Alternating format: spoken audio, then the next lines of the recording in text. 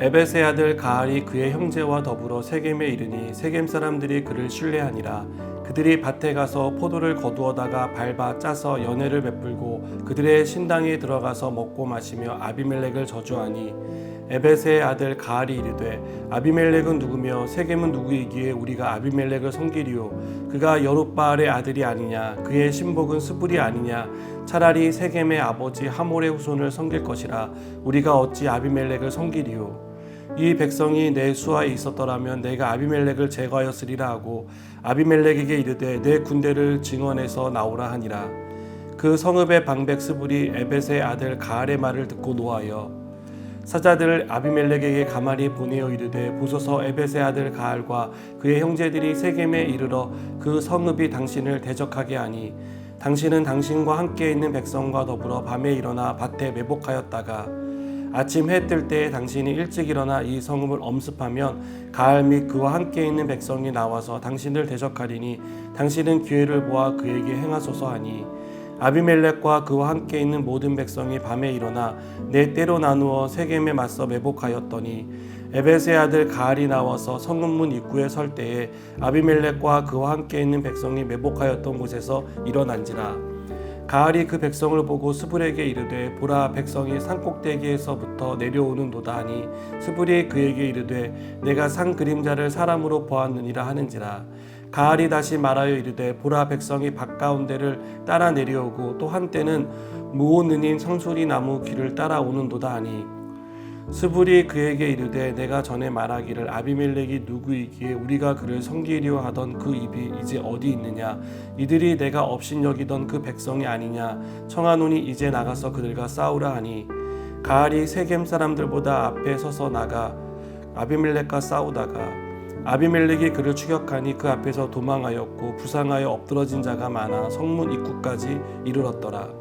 아비멜렉은 아루마에 거주하고 스불은 가알과 그의 형제들을 쫓아내어 세겜에 거주하지 못하게 하더니 이튿날 백성이 밭으로 나오매 사람들이 그것을 아비멜렉에게 알리니라.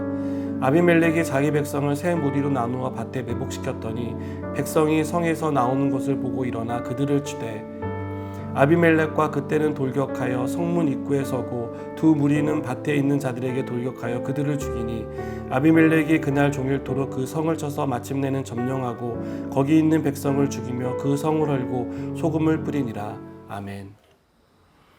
아비멜렉이 왕이 될 수 있었던 결정적인 이유는 세겜 사람들의 적극적인 지지 덕분이었습니다. 이 둘 사이의 관계 형성은 인간적인 신이나 진실함, 의로움에 기초한 것은 아니었습니다. 철저히 계산된 이익에 따른 그런 관계였습니다. 둘 사이에 균열이 일어났는데요. 그 균열의 원인은 하나님이 보내신 악한 영 때문이었습니다. 그 결과 어제까지는 동지였지만 오늘은 서로의 적이 되어서 배반과 배신을 하는 그런 관계가 되었습니다. 이런 상황에서 가알이 등장합니다. 이 가알은 아비멜렉과 세겜 사이의 균열을 완전히 갈라놓는 결정적인 역할을 하게 됩니다. 가알은 세겜 사람들 앞에서 지지를 얻기 위해 아비멜렉이 누구이며 세겜은 누구이기에 우리가 아비멜렉을 섬기려 하고 세겜 사람들을 자극하고 동시에 아비멜렉을 무시합니다.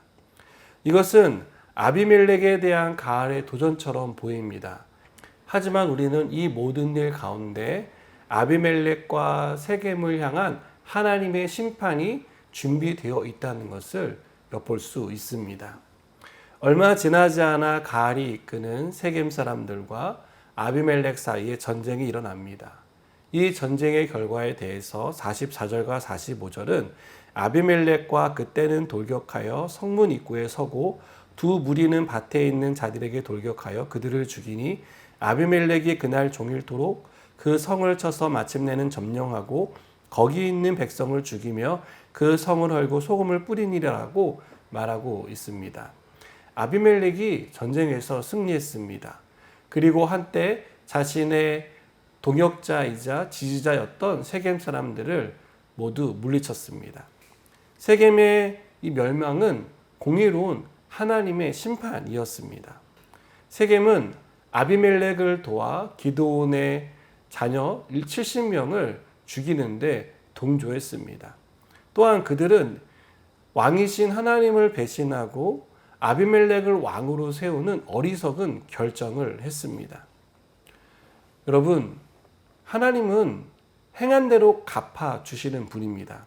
악을 행하는 자는 반드시 그 악에 대한 심판을 받습니다. 우리는 오늘 말씀을 통해 하나님은 언제나 공의롭게 행하신다는 것을 배우게 됩니다. 이후에 살펴보겠지만 하나님의 이 공의로우심은 세겜만이 아니라 아비멜렉에게도 그대로 이루어집니다. 오늘 말씀을 통해 우리가 깨닫게 되는 교훈은 무엇입니까? 표면적으로 보여지는 교훈은 하나님은 공의롭게 행하신다는 것입니다. 그러나 하나님이 공의롭게 행하시기 전에 우리가 악에 대해서 어떤 태도를 가져야 하는지를 우리에게 가르쳐 줍니다.